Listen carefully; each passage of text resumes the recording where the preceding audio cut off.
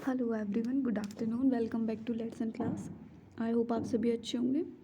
तो चलिए, आज हमारी क्लास है डीएलएड सेकेंड सेमेस्टर की साइंस की। डीएलएड सेकेंड सेमेस्टर की साइंस की क्लास नंबर 4th। आज कौन सी क्लास है? क्लास नंबर 4th है, जिसमें डिस्कशन करेंगे चैप्टर नंबर 3rd को। चैप्टर नंबर 3rd है हमारा कार्य तथा ऊर्जा। चैप्टर नंबर 3rd है कार्य तथा ऊर्जा। कार्य तथा ऊर्जा, ये हमारा चैप्टर नंबर 3rd है, जिसको इंग्लिश में बोलते हैं वर्क एंड एनर्जी। तो आज चैप्टर नंबर 3rd में हम क्या क्या पढ़ेंगे? वर्क एंड एनर्जी के बारे में पढ़ेंगे कि वर्क मतलब कार्य क्या होता है, दूसरा ऊर्जा क्या होती है। इसमें हमको ये चीज़ें पढ़नी है। तो चलिए शुरू करते हैं। इसमें हमको क्या क्या पढ़ना है।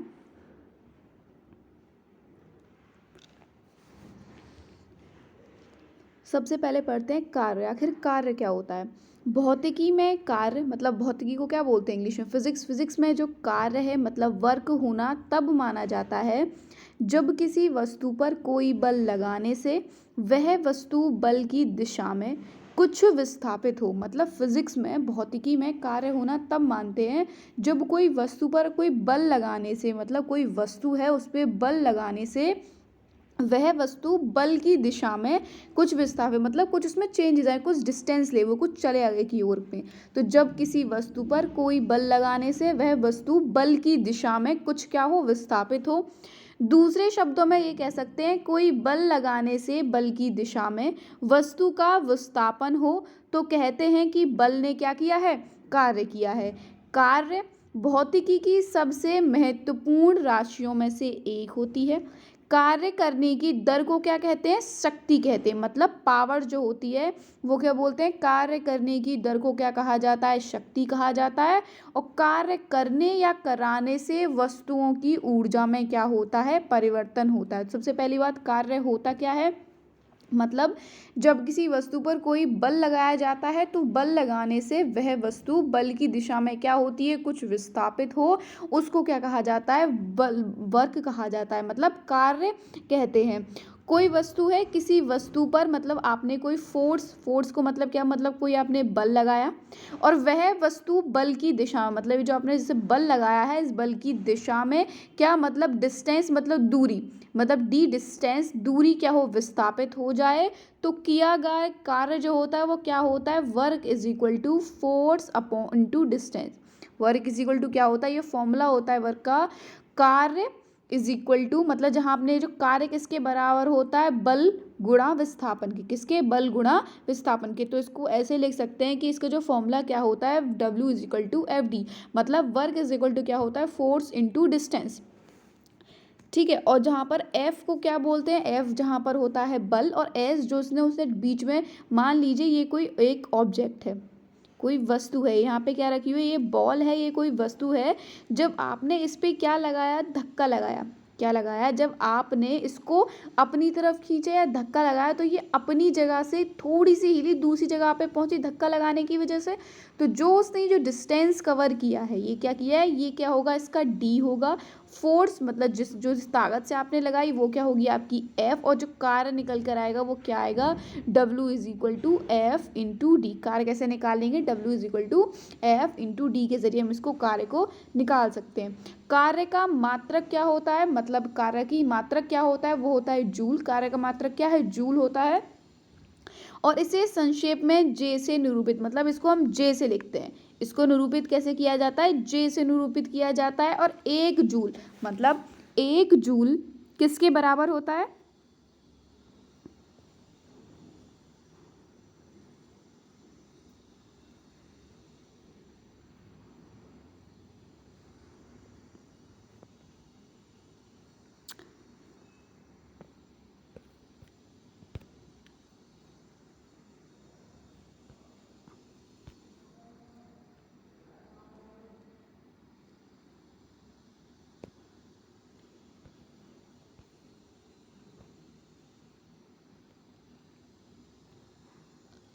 ठीक है। 1 जूल जो होता है ये किसके बराबर होता है? 1 न्यूटन मीटर के। 1 जूल कितने के बराबर होता है? 1 न्यूटन मीटर के बराबर होता है। और कार्य कौन सी राशि होती है? एक अदिश राशि है। कार्य कैसी राशि है? एक अदिश राशि है। कार्य का मापन जो है वो कैसे किया जाता है? कार्य का मापन कैसे करते हैं? कार्य वह भौतिक क्रिया है जिसमें किसी वस्तु पर बल लगाकर उसे बल की दिशा में विस्थापित किया जाता है। कार्य के लिए 2 चीज की आवश्यकता होती है। कार्य का मापन हम कैसे करते हैं? अगर हमें मापन करना है तो उसके लिए हमें किस किस चीज की आवश्यकता होती है? एक तो पहला बल और दूसरा बल की दिशा में विस्थापन। दूसरा क्या? बल की दिशा में विस्थापन। तो कार्य का मापन करने के लिए हमें किन किन 2 चीजों की जरूरत होती है? कौन कौन सी? एक तो बल और दूसरा बल की दिशा में विस्थापन। तो हमें 2 चीजों की कार्य का मापन करने में क्या होती है? आवश्यकता होती है।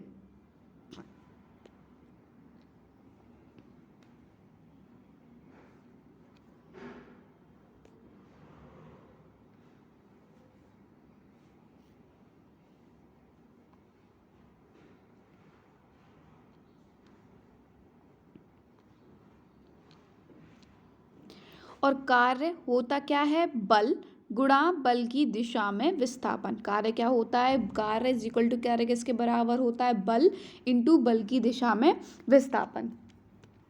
अब बारी आती है ऊर्जा। किसकी बारी आती है? ऊर्जा। ऊर्जा को इंग्लिश में क्या कहते हैं? एनर्जी। ऊर्जा को इंग्लिश में क्या कहा जाता है? एनर्जी। तो वस्तु के कार्य करने की क्षमता को क्या कहा जाता है? ऊर्जा कहा जाता है। मतलब वस्तु के कार्य करने की क्षमता को क्या कहते हैं? ऊर्जा कहते हैं। और ये भी क्या होती है? एक अदिश राशि होती है और इसका मात्रक क्या होता है? जूल। इसका मात्रक भी क्या होता है? जूल।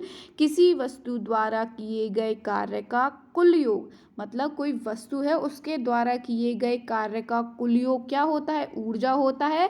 और इसीलिए इसकी इकाई कार्य के क्या होती है? समान होती है। इसलिए इकाई जो होती है इसकी क्या होती है?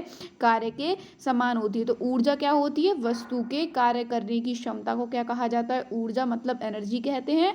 और ये क्या होती है? एक अदिश राशि है और इसका मात्रक जो क्या होता है? वो होता है जूल। किसी वस्तु द्वारा दिए गए कार्य का कुल योग क्या होता है? ऊर्जा होता है। इसीलिए इसकी इकाई किसके समान होती है? कार्य के समान ही होती है। पारस्परिक तौर पर ऊर्जा को 2 भागों में विभाजित किया गया है। किसके? पारस्परिक तौर पर ऊर्जा को 2 भागों में विभाजित करते हैं। कौन कौन सी? एक होती है गतिज ऊर्जा, दूसरी होती है स्थितिज ऊर्जा। कौन सी? गतिज ऊर्जा को इंग्लिश में बोलते हैं काइनेटिक एनर्जी और स्थितिज ऊर्जा को क्या बोला जाता है? Potential energy. तो मतलब पारस्परिक तौर पर जो ऊर्जा को कितने भागों में विभाजित किया जाता है? 2 भागों में। कौन कौन से? एक तो गतिज ऊर्जा होती है, दूसरी होती है स्थितिज ऊर्जा। सबसे पहले पढ़ते हैं गतिज ऊर्जा क्या होती है। जब कोई वस्तु गति के बल पर कार्य करती है तो इसे गतिज ऊर्जा, मतलब काइनेटिक एनर्जी कहा जाता है। या किसी वस्तु की गति के कारण उत्पन्न ऊर्जा को क्या कहा जाता है? गतिज ऊर्जा कहा जाता है। मतलब कोई वस्तु है उसकी गति के कारण जो उसमें ऊर्जा उत्पन्न हुई है उसको क्या कहा जाता है? काइनेटिक एनर्जी, मतलब गतिज ऊर्जा कहा जाता है। और इसको प्रदर्शित कैसे करते हैं? K.E से। किससे करते हैं? Kinetic energy. ठीक है। और इसका फॉर्मूला क्या होता है? के काइनेटिक एनर्जी का फॉर्मूला क्या होता है? KE is equal to 1/2 mv²। क्या होता है? 1/2 mv² होता है। m मतलब क्या होता है? जो द्रव्यमान, मतलब मास। m को क्या कहा जाता है? उसका मास, मतलब द्रव्यमान। जो कि प्रारंभिक वेग, कौन से? जो उसकी शुरुआती की जो वेग है उसको v के द्वारा क्या करती है? गति करती है।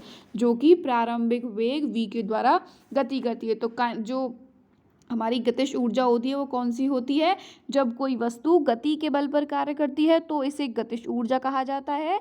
या फिर किसी वस्तु की गति के कारण उत्पन्न ऊर्जा को क्या कहते हैं? गतिज ऊर्जा कहते हैं, जिसको आप इंग्लिश में बोलते हैं काइनेटिक एनर्जी। और इसको प्रदर्शित किससे करते हैं? K.E से प्रदर्शित किया जाता है। इसका फॉर्मूला क्या होता है? KE is equal to 1/2 mv²। इसका फॉर्मूला क्या होता है? KE is equal to 1/2 mv²। जैसे काइनेटिक एग्जाम्पल जो एनर्जी के वो एग्जाम्पल है वो कौन कौन से हैं? जैसे तीव्र गतिमय इलेक्ट्रॉन, बहते पानी में, हवा का बहना मतलब जो हवा बहती है वो, कार्य की चाल जो हो गई, शूटिंग एरो आदि में क्या होती है, गतिज ऊर्जा होती है। क्या होती है, गतिज ऊर्जा होती है। दूसरा विद्युतीय ऊर्जा, विकिरण ऊष्मा, प्रकाश ऊर्जा, यांत्रिक ऊर्जा गतिज ऊर्जा से क्या होती है, संबंधित नहीं होती है। ठीक है, तो काइनेटिक एनर्जी के एग्जाम्पल मतलब तीव्र गति में से जो इलेक्ट्रॉन्स होते हैं वो, बहते पानी मतलब पानी जो होता है एकदम धार के साथ बहता है वो, हवा बहुत तेजी के साथ बहती है वो, कार्य की जो चाल होती है उन सब में क्या पाई जाती है, गतिज ऊर्जा जो है पाई जाती है। नेक्स्ट है हमारी स्थितिज ऊर्जा, जिसको इंग्लिश में क्या कहते हैं, पोटेंशियल एनर्जी, जिसको इंग्लिश में क्या कहा जाता है, पोटेंशियल एनर्जी मतलब स्थितिज ऊर्जा। तो ये क्या होती है,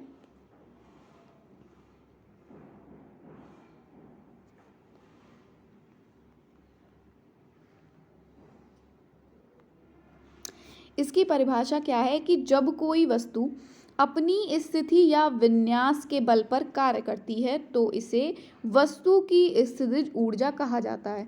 मतलब कोई वस्तु अपनी स्थिति या अपने विन्यास के बल पर कार्य करती है तो इसे वस्तु की स्थितिज ऊर्जा कहा जाता है, या किसी वस्तु की स्थिति के कारण, किसी वस्तु की स्थिति के कारण उत्पन्न ऊर्जा स्थितिज ऊर्जा मतलब पोटेंशियल एनर्जी कहलाती है। पोटेंशियल एनर्जी कहलाती क्या है, जब कोई वस्तु अपनी स्थिति या विन्यास के बल पर कार्य करती है तो इसे वस्तु की स्थितिज ऊर्जा कहते हैं, या किसी वस्तु की स्थिति के कारण उत्पन्न ऊर्जा स्थितिज ऊर्जा मतलब पोटेंशियल एनर्जी कहलाती है। और इसको डिनोट किससे करते हैं, पी डॉट ई से इसको प्रदर्शित किया जाता है। किससे, पी डॉट ई से इसको प्रदर्शित की करते हैं। फॉर्मूला क्या होता है पोटेंशियल एनर्जी का, P is equal to M G H. Formula क्या होता है, पी डॉट ई किसके बराबर होता है, एम जी एच के बराबर होता है, जहाँ पर एम क्या होता है, द्रव्यमान होता है, एच मतलब जो हाइट है, जी क्या होता है, गुरुत्वीय त्वरण मतलब क्या होता है, जी क्या होता है, ग्रेविटेशन फोर्स मतलब गुरुत्वीय त्वरण जो होती है, यहाँ वस्तु को गुरुत्वीय त्वरण के विरुद्ध क्या होता है, उठाया जाता है। यहाँ वस्तु को गुरुत्वीय त्वरण के तरह क्या होता है, उठाया जाता है। अब बारी आती है पोटेंशियल एनर्जी के कुछ एग्जाम्पल्स, मतलब इस ऊर्जा जो है उसके कुछ एग्जाम्पल कौन कौन से हैं, कि जब कोई वस्तु पिंड या फिर पृथ्वी की सतह पर उपस्थित हो तो वस्तु और पृथ्वी के निकाय के बीच स्थितिज ऊर्जा का मान क्या होता है, शून्य रहता है। दूसरा, जब कोई पिंड वस्तु ऊपर की ओर गति करती है जिससे वस्तु पिंड की पृथ्वी से ऊंचाई में वृद्धि होती है तो यहाँ पृथ्वी और वस्तु के निकाय के बीच स्थित ऊर्जा में क्या होती है, वृद्धि होती है। आगे है, जब नेक्स्ट है हमारा एक और, कि जब वस्तु पिंड जो वस्तु है वो पृथ्वी की ओर नीचे गिरती है तो स्थल से वस्तु के बीच की ऊंचाई की कमी आती है। क्या आती है, स्थल से वस्तु के बीच की ऊंचाई में कमी आती है, क्योंकि वो नीचे की ओर गिर रही है तो उसका डिस्टेंस जो है कम होता चला जाता है। तो इसलिए क्या होता है कि वस्तु और पृथ्वी के तंत्र के बीच की जो स्थितिज ऊर्जा होती है उसमें क्या आती है, कमी आ जाती है। अगला है, जब घड़ी की स्प्रिंग में क्या है, चाबी दी जाए, जब घड़ी की कोई स्प्रिंग है उसमें जब चाबी दी जाती है तब इसका विन्यास बदल जाता है, तब इसका विन्यास जो होता है वो बदल जाता है, स्थितिज ऊर्जा उसमें क्या रहती है, वो संरक्षित रहती है। चाबी खुलने पर घड़ी की स्प्रिंग की स्थितिज ऊर्जा एवं गतिज ऊर्जा में क्या आ जाता है, परिवर्तन आता है। इसी के समान धनुष बाण को खींचना, बंदूक के घोड़े की स्प्रिंग को खींचना, गुलेल को खींचना, बांधों द्वारा ऊंचाई पर जल सिंचित करना, ये सारे आदि उदाहरण जो किसके हैं, स्थितिज ऊर्जा के होते हैं। ठीक है, तो स्थितिज ऊर्जा होती क्या है, जब कोई वस्तु या फिर जो कोई आप लोगों की वस्तु है या कोई जब कोई सी वस्तु की स्थिति के कारण क्या आती है उसमें उत्पन्न जो ऊर्जा होती है उसको क्या कहते हैं, स्थितिज ऊर्जा कहते हैं, मतलब पोटेंशियल एनर्जी कहते हैं। पोटेंशियल एनर्जी क्या होती है, जिसका फॉर्मूला क्या होता है, P is equal to M G H होता है। अब बारी आती है यांत्रिक ऊर्जा, मतलब यांत्रिक ऊर्जा को इंग्लिश में बोलते हैं मैकेनिकल एनर्जी। मैकेनिकल एनर्जी क्या होती है कि किसी वस्तु या पिंड में उसकी विराम अवस्था में गतिमान होने पर यांत्रिक ऊर्जा बनती है। मतलब किसी वस्तु या पिंड में उसकी विराम अवस्था से गतिमान होने पर, जो विराम था जब वो चालू होता है तो उस पर क्या होती है, यांत्रिक ऊर्जा बनती है। स्थितिज और गतिज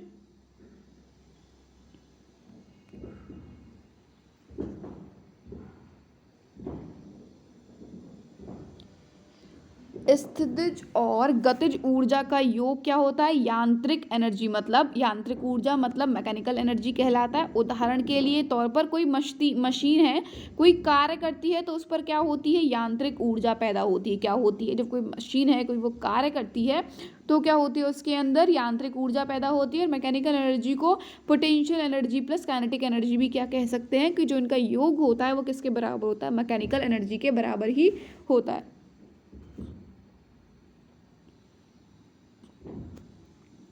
सेकंड है क्या? सोलर ऊर्जा, जिसको वो इंग्लिश में बोलते हैं सोलर एनर्जी। सोलर एनर्जी कौन सी होती है? ऊर्जा का यह रूप सूर्य के प्रकाश से मिलता है। सोलर एनर्जी हमें किससे मिलती है? सूर्य से मिलती है।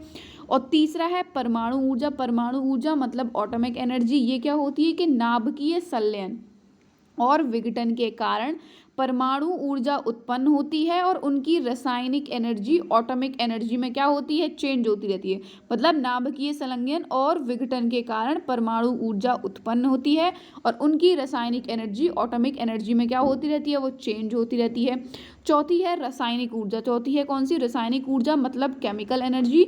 अणुओं के मध्य केमिकल बॉन्ड होता है। अणुओं के जो होते हैं, अणुओं के मध्य में क्या होता है? केमिकल बॉन्ड होता है, जिससे उनमें रासायनिक ऊर्जा होती है, जिससे उनमें क्या होती है? रासायनिक ऊर्जा होती है। पांचवा है विद्युत ऊर्जा। पांचवी कौन सी है? विद्युत ऊर्जा। विद्युत ऊर्जा का उदाहरण हमारे घरों में कौन सी होती है? आने वाली जो लाइट होती है, लाइट एनर्जी से रोशनी मिलती है, तो वो कौन सी होती है? वो आपकी लाइट होती है। छठी है आपकी ऊष्मा ऊर्जा, जैसे हीट एनर्जी हो गई। हीट मतलब ताप के कारण जो ऊष्मा पैदा होती है उसको क्या बोलते हैं? उसको ऊष्मा ऊर्जा भी बोलते हैं। और पृथ्वी पर ऊर्जा के हमारे कितने स्रोत हैं? दो स्रोत हैं। एक तो होता है नवीकरण स्रोत, दूसरा होता है अनवीकरण स्रोत। नवीकरण मतलब रिन्यूएबल सोर्स होते हैं, दूसरा होता है अवनीकरण स्रोत, जिसको बोलते हैं नॉन रिन्यूएबल रिसोर्स होते हैं। ठीक है। अब क्या होता है कि नवीकरण स्रोत दुनिया में कभी भी खत्म नहीं होते। क्या होते? दुनिया में कभी भी खत्म नहीं होते। ये असीमित है, जैसे सूर्य की ऊर्जा हो गई, बायोमास हो गया, पवन ऊर्जा होगा, इस टाइप के। और अनवीनीकरण जो होते हैं दुनिया में सीमित हैं, जिनका नवीनीकरण नहीं हो सकता, जिनको दोबारा से आप में नहीं बना सकते। जैसे पेट्रोलियम हो गया, कोयला हो गया, ये एक बार खत्म हो जाते हैं तो उसके बाद में क्या है? दोबारा इनका यूज नहीं किया जा सकता। सोलर ऊर्जा मतलब जो सोलर एनर्जी होती है, ऊर्जा का संरक्षण भी जरूरी है। पृथ्वी पर ऊर्जा का जो मुख्य स्रोत है वो क्या है? हमारा सूर्य है। और कोयला, प्राकृतिक गैस और पेट्रोलियम भी ये ऊर्जा के स्रोत होते हैं। और पानी भी क्या होता है? ऊर्जा के स्रोत ही होते हैं। ठीक है, तो ये सारे हमारे क्या हैं? इसके ऊर्जा के स्रोत हैं।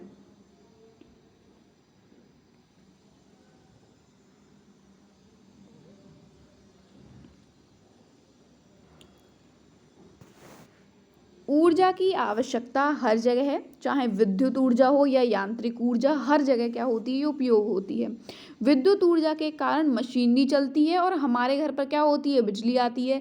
जैसे टीवी, कूलर, फ्रिज जैसे विद्युत उपकरण कार्य करते हैं। और गाड़ी चलाने के लिए पेट्रोल, हवाई जहाज के लिए ईंधन, ये सभी किससे आते हैं? ऊर्जा से ही आते हैं। तो ऊर्जा क्या है? बहुत ज़्यादा ज़रूरी। इसकी आवश्यकता हमको कहाँ कहाँ पड़ती है? घरों में पड़ती है। कार चलाते हैं तो वहाँ पड़ती है। कोई खेल खेलते हैं तब भी आपको किसकी होती है? एनर्जी की आवश्यकता ही होती है। तो मतलब ऊर्जा जो है वो मानव के लिए क्या है? बहुत ज़्यादा ज़रूरी है। अब एक नियम है, ये इंपॉर्टेंट है, ऊर्जा संरक्षण नियम। क्या है? ऊर्जा संरक्षण नियम मतलब एनर्जी कंजर्वेशन, जिसको बोलते हैं कंजर्वेशन ऑफ एनर्जी भी कह सकते हैं। तो ये क्या है? नियम क्या है? ये प्रिंसिपल क्या है इसका?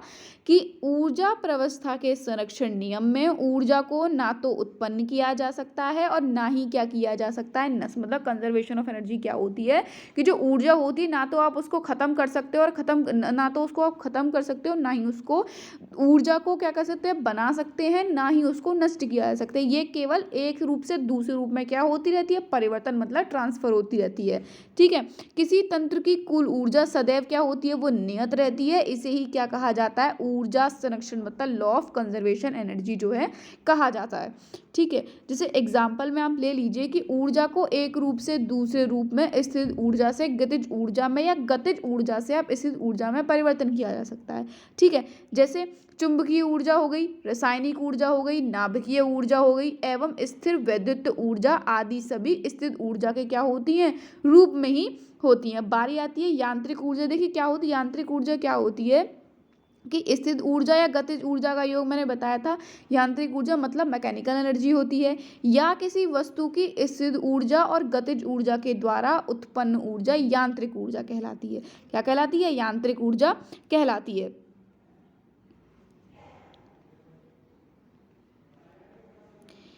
दैनिक जीवन में उपयोग में लाए जाने वाले सभी यांत्रिक संसाधन जो होते हैं किस पर निर्भर होते हैं, वो यांत्रिक ऊर्जा पर ही क्या करते हैं, वो कार्य करते हैं।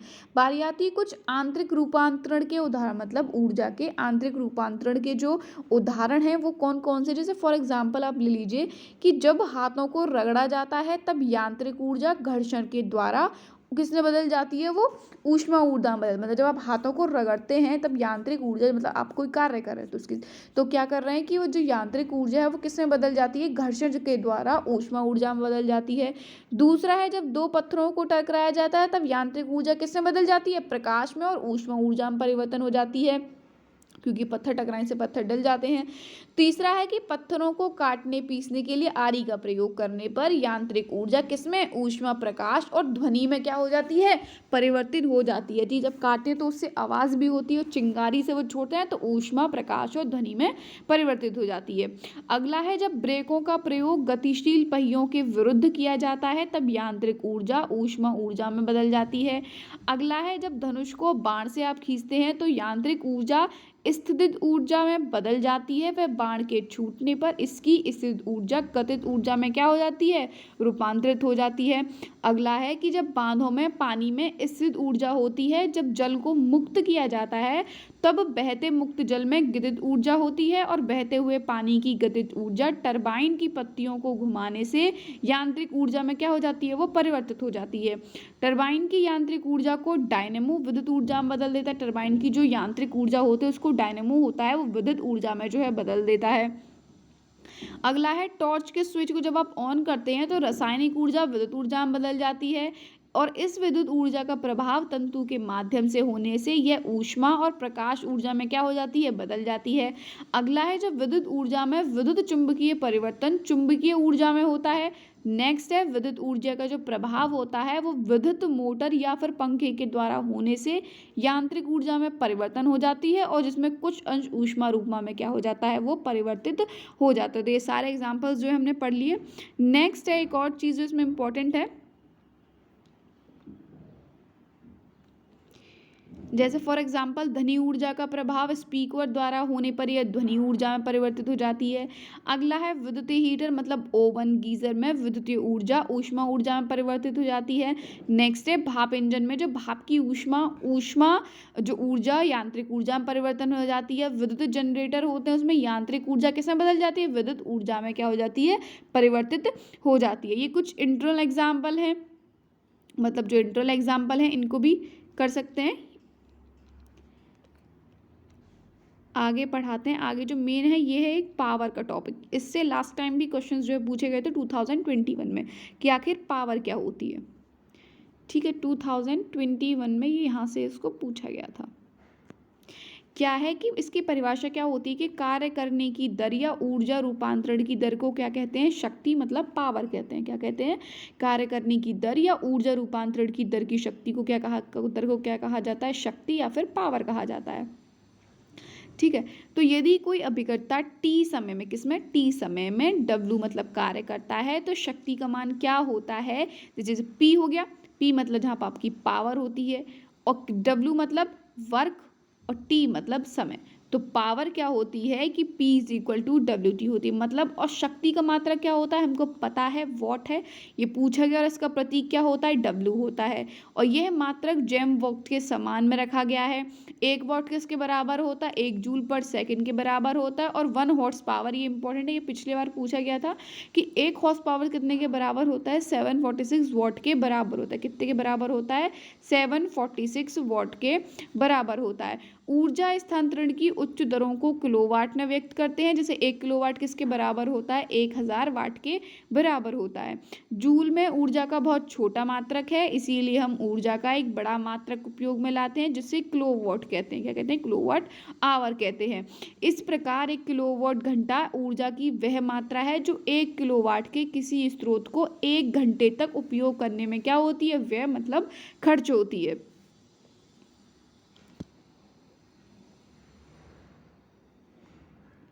आगे है घरों में, उद्योगों में तथा व्यावसायिक संस्थानों में व्यय होने वाली ऊर्जा को प्राय किसमें, किलोवाट घंटा में ही व्यक्त करते हैं। और हमने यहाँ तक तो ये सब अब पूरा आपका कर लिया। अब बारी आती है कार्य एवं ऊर्जा एवं शक्ति के बीच में इनमें क्या होता है कि जो संबंध है, रिलेशन है, वो क्या है। ये जो कार्य क्या होता है, कार्य तथा ऊर्जा की इकाई और विमान जो होते हैं वो दोनों के समान होते हैं। कार्य क्या होता है, बल गुणा विस्थापन होता है। अगर बल और विस्थापन के बीच क्या होता है, 90 डिग्री का कोण बनता है। किसमें, बल और विस्थापन के बीच 90 डिग्री का कोण बनता है तो कार्य क्या होता है, शून्य कहलाता है। कार्य कहलाता है, शून्य कहलाता है। ठीक है। और गतिज ऊर्जा क्या होती है, गतिज ऊर्जा होती है 1/2 इंटू द्रव्यमान इंटू वेग। मतलब आप कैसे कह सकते हैं, काइनेटिक एनर्जी किसके बराबर होती है, 1/2 इंटू mv का होल स्क्वायर। तो चैप्टर नंबर 3 है हमारा, ये भी कंप्लीट हो गया। चैप्टर नंबर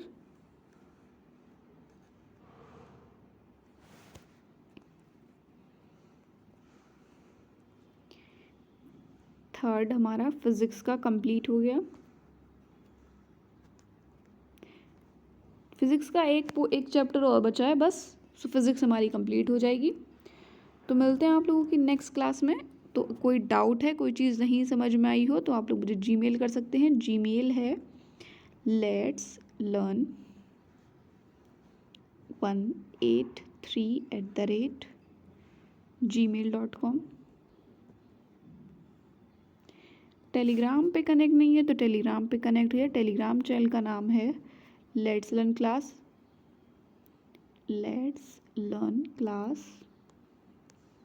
लिंक उसकी डिस्क्रिप्शन बॉक्स में है।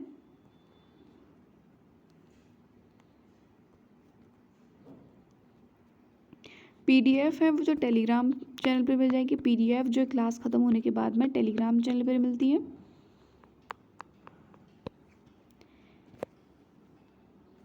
क्लास अगर आपको पसंद आई हो तो आप लोग प्लीज़ चैनल को सब्सक्राइब करना मत भूलिएगा, क्योंकि आप लोगों की क्लासेस हैं जो मैंने सभी सब्जेक्ट की वो स्टार्ट कर दी हैं।